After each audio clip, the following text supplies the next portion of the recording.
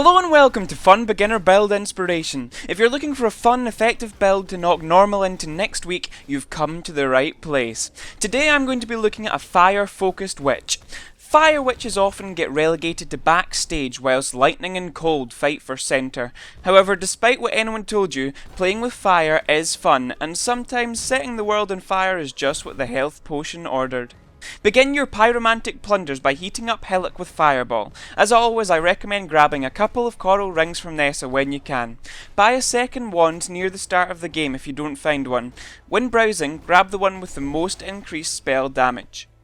Throughout your travels, there are a few things you want to keep your eyes open for. Generally, pick up all currency items, yellows and uniques. Be sure to vendor all junk yellows to build up funds. Specifically, look out for ones with plus to fire gems level, as these can make a big difference to your damage. When choosing what gear to wear, value added health and resistance is above most other stats. Grab Fire Trap and a Quicksilver Flask for completing Mercy Mission.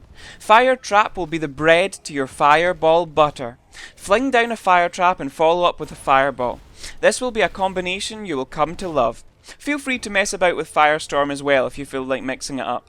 When it comes to clothing a fascist-conscious exile, I like to go full evasion up until about Brutus's burial, then I transition into full armour. Obviously exceptions are made for particularly good rares and uniques. Get clarity for battering Brutus, but be sure not to level it up to the point where it becomes counterproductive. I get added lightning damage from the Siren's Last Cadence for giggles. Link it with Fireball till you get lesser multiple projectiles in Act 2.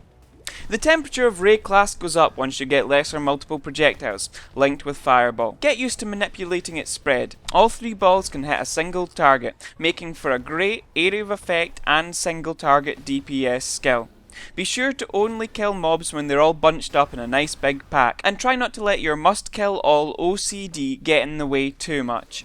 Another must have skill in Act 2 is Flammability, a curse that will stay with you forever. In Act 3, be sure to pick up another good Fireball link, Fire Penetration. Make sure to get Enfeeble as an alternate curse for when survivability takes precedence over extra deeps. Now's a good time to talk about trading. Jump on PoE XYZ or PoE Explorer and get your shop on. Search for a gold rim leather cap.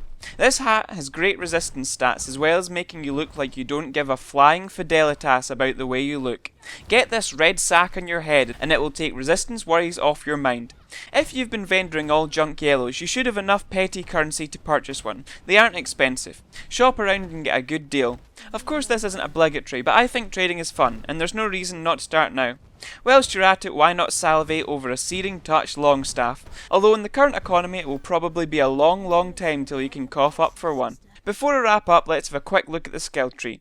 Feel free to deviate as much or as little as you want from my suggestions. Make your way towards Elemental Dominion, picking up the cast speed nodes on the way, before grabbing Firewalker. Next we're going to make a beeline for some much needed health.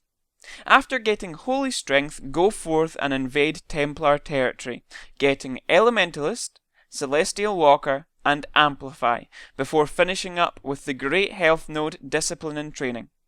That's enough of me for one day. Let me know how you get on and feel free to ask any questions in the comments. Don't go playing with matches now.